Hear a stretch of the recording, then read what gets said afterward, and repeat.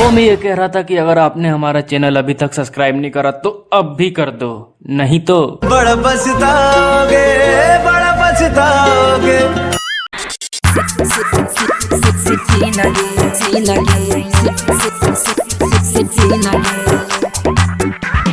धूम recording studio राजा सुरवरसा थाना चौक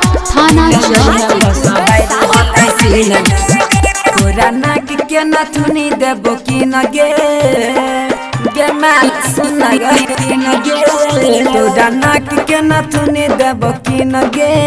मिले है बस बारी हतै सी नगे मिले है बस बारी हतै सी नगे मिले है बस बारी हतै सी नगे ये तोरा नाक के नथुनी देबो की नगे मिले है बस बारी हतै सी नगे मिले है बस बारी हतै सी नगे मिले है बस बारी हतै सी नगे मिले है बस बारी हतै। अभी आप सब सुन रहे हैं एन कुमार गुप्ता की शानदार प्रस्तुति। लाली लगा के ओठ लाली लगाई के गल में यही है तू कीरी में लगाई के गल में यही है तू कीरी में लगाई लाली लगा के ओठ लाली लगाई के गल में यही है तू कीरी में लगाई के कीरी में लगाई आगे बन के तू रही अकेली नगे आगे बनिए के रही अकेली नगे मिले है बसा बारी हतै सी नगे मिले है बसा बारी हतै सी नगे मिले है बसा बारी हतै सी नगे मिले है बसा बारी हतै।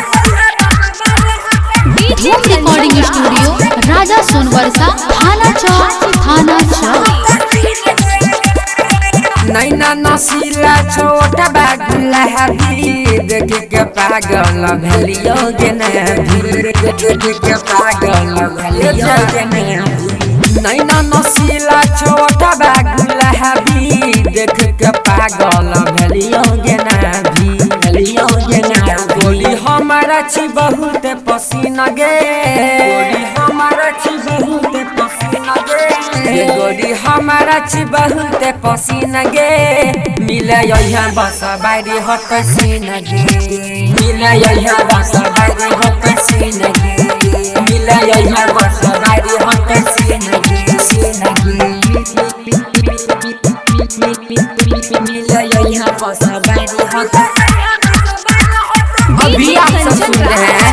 एन कुमार गुप्ता की शानदार प्रस्तुति। जब कहै छियो बदलै छी डेट गे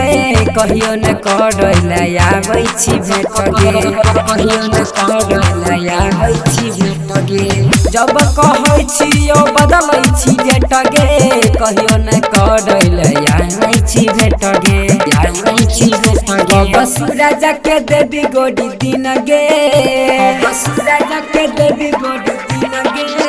कब मनीष के देवी गोडी दिन गे